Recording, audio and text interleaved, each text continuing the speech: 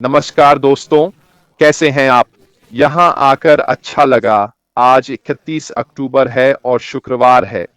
अक्टूबर महीने का आखिरी दिन और अगर आप मनाते हैं तो सभी को हैलोवीन की शुभकामनाएं। यहाँ ब्रिटेन में यह त्योहार अब काफी बड़ा हो गया है। स्पष्ट रूप से यह अमेरिका से यहाँ आया है और आज रात बहुत सारे बच्चे फैंसी ड्रेस में चारों ओर दौड़ते नजर आएंगे। सौभाग्य से मैं नाव पर रहता हूं, इसीलिए मुझे इससे ज्यादा परेशानी नहीं होती। खैर, आइए आपको अपडेट करते हैं। जहां तक आपके ओईएस का सवाल है, अभी कोई नया अपडेट नहीं है। मैं बस इतना कह सकता हूं कि पीछे कुछ काम चल रहा है और ये सब बहुत जल्द ही अपडेट किया जाएगा, ठीक है? तो नजर रखिए और जैसे ही हमें जानकारी मिलेगी, हम आपको बताएंगे। देखिए, आज मैं आपसे जिस बारे में बात करना चाहता हूं, वह है विक्ट्री विद ऐश के रोल आउट के बारे में समझाना। और हमारे सीईओ ने पिछले वेबिनार में जो बताया था कि इसकी रणनीति कितनी महत्वपूर्ण है। और आज मैं आपसे यही बात करना चाहता हूं कि रणनीति हमेशा दिखाई नहीं देती, ठीक है? खासकर व्यापार में, ठीक है? कभी कभी सबसे अच्छी रणनीति अपना पत्ता नहीं दिखाना होती है, समझे? इसलिए यह समझना जरूरी है कि चीजें रणनीतिक तरीके से सभी के फायदे के लिए की जाती हैं। याद रखें, हमारे सीईओ ने विक्ट्री विद ऐश के बारे में क्या कहा था। चाहे आप पहले नंबर पर हों या 10 लाखवें नंबर पर, विक्ट्री विद ऐश में इससे कोई फर्क नहीं पड़ता। अगर आप एक अच्छे इंसान रहे हैं और आपने कंपनी की बदनामी नहीं की है, तो हर किसी को विक्ट्री विद ऐश में शामिल किया जाएगा। लेकिन इसे बहुत ही रणनीतिक तरीके से लागू किया जा रहा है, ठीक है? और यहां हम सभी से धैर्य रखने का आग्रह करते हैं, जबकि यह प्रक्रिया शुरू हो रही है और लोगों को धीरे धीरे शामिल किया जाएगा। तो आइए रणनीति पर नजर डालें, जो हमेशा दिखाई नहीं देती। यह वास्तव में एक गहरा अवलोकन है। रणनीति अक्सर सतह के नीचे काम करती है और स्पष्ट घोषणा के बजाय सूक्ष्म तरीके से प्रकट होती है। अंग्रेजी में इसका क्या मतलब है? जब कोई व्यक्ति या कंपनी अपनी कार्य रणनीति तय करती है, तो वे इसे बैनर पर नहीं लगाते। वे दुनिया को इसके बारे में नहीं बताते। ये ऐसी चीज है जिस पर वे लंबे समय तक सोचते हैं कि सबके लिए सबसे अच्छी रणनीति क्या होगी। समझे? यह एक कंपनी की, एक व्यवसायी की या उद्यमी की मानसिकता होती है जो कोई रणनीति लागू करता है। मैं इसे कैसे लागू करूं ताकि यह सबसे उचित तरीका हो और साथ ही सबसे अच्छा तरीका भी हो, जिससे हम इतनी बड़ी संख्या को संभाल सकें। कैसे सुनिश्चित करें कि हम सभी को सही तरीके से वेरीफाई कर रहे हैं कि सब कुछ रणनीतिक रूप से किया जा रहा है, ताकि हर कोई वहां पहुंचे जहां उन्हें होना चाहिए। मैंने यह उदाहरण कई बार दिया है और मैं फिर से वही उदाहरण दूंगा।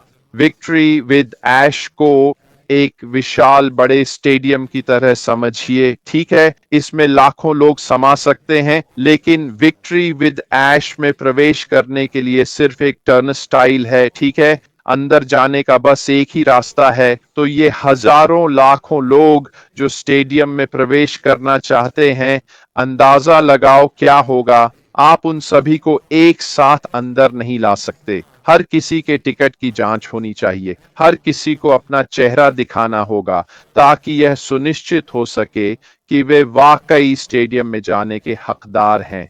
यह बिल्कुल वैसा ही है। तो यह एक बाधा है और सही भी है। आप एक ही समय में सभी लोगों को अंदर नहीं ला सकते। इसलिए एक ऐसी रणनीति की जरूरत है जो हर किसी के लिए उचित हो, ताकि हम स्टेडियम में प्रवेश कर सकें, यानी ऐश के साथ जीत। तो इनमें से कुछ रणनीतियां स्पष्ट रूप से अदृश्य हैं, हम उन्हें देख नहीं सकते।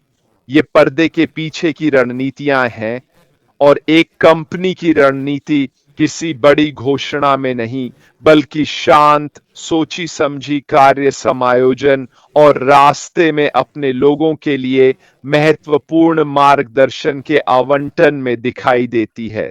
यह भी दिलचस्प है कि रणनीति आपके व्यक्तिगत विकास से भी जुड़ी होती है। यह एक आंतरिक प्रतिबद्धता हो सकती है, जैसे लगातार सीखना, या जो आप करना चाहते हैं उसका भावनात्मक अनुशासन। यह निर्णय लेने का एक अभौतिक ढांचा है जो रोजमर्रा के आधार पर कार्यों और प्रतिक्रियाओं का मार्गदर्शन करता है। आप पर्दे के पीछे अपने लिए भी एक रणनीति रख सकते हैं। मुझे पता है यह थोड़ा अजीब लग सकता है, पर कभी-कभी सबसे अच्छी रणनीति आसपास की घटनाओं पर प्रतिक्रिया न देना होती है। कभी-कभी, जैसे बाजार की अस्थिरता या प्रतिस्पर्धियों की गतिविधियों पर तुरंत प्रतिक्रिया देना आपकी सबसे अच्छी रणनीति नहीं होती। आप जानते हैं वह कहावत, शांत दिमाग रखने का समय। इसका मतलब बिल्कुल यही है। कभी-कभी एक कदम पीछे हटना वास्तव में एक रणनीतिक चाल होती है जो दिखाई नहीं देती, लेकिन यह आपके व्यवसाय में मदद करती है अगर आप बिना सोचे समझे कार्य करने के बजाय स्थिति का मूल्यांकन करना पसंद करते हैं। ये सोच समझकर किया गया संयम एक चलती हुई रणनीति है, पर इसके दिखने वाले परिणाम नहीं होते, इसलिए रणनीति हमेशा दिखाई नहीं देती। साथ ही विशिष्ट संगठनात्मक संस्कृति, विश्वास, नवाचार, वफादारी बनाने की रणनीति किसी दस्तावेज में नहीं होती। ये ऐसी चीज नहीं है जिसे आप लिख सकें और लोग पढ़ सकें। यह हमारी रोजमर्रा की बातचीत का योग है, जो सच कहें तो हमारी दिनचर्या का हिस्सा है। इसमें अपनी पुरस्कार प्रणाली भी शामिल है, और यह नेतृत्व व्यवहारों में समाहित है अगर आपके व्यवसाय में ऐसी संस्कृति है। इन्हें अलग अलग पहचानना मुश्किल है, लेकिन समग्र रूप से ये स्पष्ट और प्रभावशाली होते हैं। और साथ ही रणनीति भी लंबे खेल के लिए होती है। जब कंपनियां अपनी शुरुआती रणनीति पर विचार करती हैं, तो वे एक हफ्ते, एक महीने या 6 महीने के समय को नहीं देखती। वे पूरे बड़े खेल को देखती हैं, यानी व्यापार के लिए क्या सबसे अच्छा होगा इस लंबे खेल को। और यहीं पर कुछ रणनीतियां सालों या दशकों बाद ही स्पष्ट होती हैं, क्योंकि वे उस समय स्पष्ट नहीं थीं, लेकिन उस वक्त लिया गया निर्णय व्यापार के लंबे खेल में बड़ा प्रभाव डालता है। तो सार में रणनीति वास्तव में एक लक्ष्य को पाने का एक वैचारिक खाका है। यानी मैंने आपको उदाहरण दिया, सैकड़ों हजारों लोग एक बाधा से स्टेडियम में प्रवेश करने की कोशिश कर रहे हैं। इनमें से हर व्यक्ति को देखना होगा, जांचना होगा और कहना होगा, हां, आप आ सकते हैं। अगला, देखा, जांचा, हां, आप आ सकते हैं। इसे सहज, आसान प्रक्रिया बनाने के लिए एक रणनीति होनी चाहिए। यही है जहां हम अभी विक्ट्री विद ऐश के साथ हैं। वह रणनीति लागू कर दी गई है, हमें इसके बारे में बताया गया है। पहली लहर, प्राथमिकता वाले लोग, वे पहले विक्ट्री विद ऐश में शामिल किए जाएंगे। अंदाजा लगाओ क्या, लोगों की दूसरी लहर आएगी और उन्हें भी विक्ट्री विद ऐश में शामिल किया जाएगा। यह वह रणनीति है जो हमारे पास है और हम अभी जानते हैं। क्यों? क्योंकि यही एकमात्र जानकारी है जो हमें हमारे सीईओ से मिली है। हम यही जानते हैं।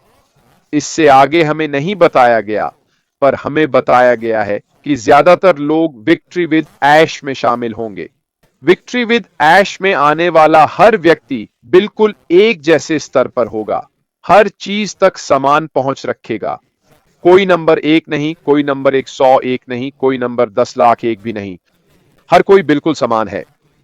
हम सभी को एक जैसा प्रशिक्षण, एक जैसी जानकारी मिलेगी और ये सब विक्ट्री विद ऐश में होगा। तो याद रखिए दोस्तों, ये सब रणनीतिक तरीके से किया गया है। ऐसा नहीं कि मैं आपको जानता हूं इसलिए आप वहां होंगे और ऐसी बातें। बिल्कुल ऐसा नहीं होने वाला है। कोई लीडरशिप नहीं, कोई पदानुक्रम नहीं, कोई विशेष सुविधा या ऐसा कुछ भी नहीं, कोई टाइम स्टैंप नहीं, कुछ भी नहीं। समझे? हर किसी की अपनी बारी आएगी। हर कोई विक्ट्री विद ऐश में शामिल हो पाएगा। इस समय बहुत शोर शराबा है चारों ओर। ऐसा नहीं होना चाहिए, पर दुर्भाग्य से है। शांत रहें, उत्साहित रहें और अपने ओईएस में, अपने बैक ऑफिस में लॉग इन करते रहें, ठीक है? और वहां से आपको सही जानकारी मिलेगी। जाहिर है जो लोग लाइव करते हैं, जैसे मैं अभी कर रहा हूं और अन्य भी, हम आपको जानकारी देने की कोशिश करेंगे जब हमें पता होगा। लेकिन बहुत कुछ ऐसा है जो हम नहीं बता सकते, क्योंकि हमारे सीईओ ने कहा है मैं यह सिर्फ विक्ट्री विद ऐश में ही बताऊंगा और यह सब लोगों की छंटाई का हिस्सा है, ताकि हम विक्ट्री विद ऐश में अपेक्षित आचरण का पालन करें। और अगर आप नहीं जानते कि विक्ट्री विद ऐश में आपसे क्या अपेक्षा की जाती है, तो आप अभी पता लगा सकते हैं। हर कोई पता लगा सकता है। लॉग इन करें, नहीं, लॉग इन नहीं, माफ कीजिए, victorywithash.com खोलें। बिल्कुल नीचे बाईं ओर एक टैब है जिस पर लिखा है आचार संहिता। आप इसे पढ़ सकते हैं और यही वह आचार संहिता है जो विक्ट्री विद ऐश में जाने पर आपसे अपेक्षित है। ठीक है? तो आप जानते हैं कि आपसे क्या अपेक्षा की जाती है। यह साफ साफ लिखा है और आप इसमें प्रवेश करने से पहले इसे पढ़ सकते हैं। खैर दोस्तों, आज के लिए बस इतना ही। वीकेंड पर मैं आमतौर पर लाइव नहीं आता, लेकिन अगर कुछ महत्वपूर्ण होगा तो मैं जरूर आऊंगा, वरना मैं सोमवार को वापस आऊंगा और आपके लिए कुछ नया सोचने को लाऊंगा। मेरी तरफ से बस इतना ही दोस्तों। अगर आप हैलोवीन मनाते हैं तो आज रात का खूब आनंद लें, ठीक है? याद रखें, किसी को भी पीछे नहीं छोड़ा जाएगा, ठीक है? यही बात सबसे महत्वपूर्ण है। यह सिर्फ एक रणनीतिक प्रक्रिया है कि चीजें कैसे आगे बढ़ेंगी और लोग कैसे जुड़ेंगे। मेरी तरफ से बस इतना ही। फिलहाल अलविदा।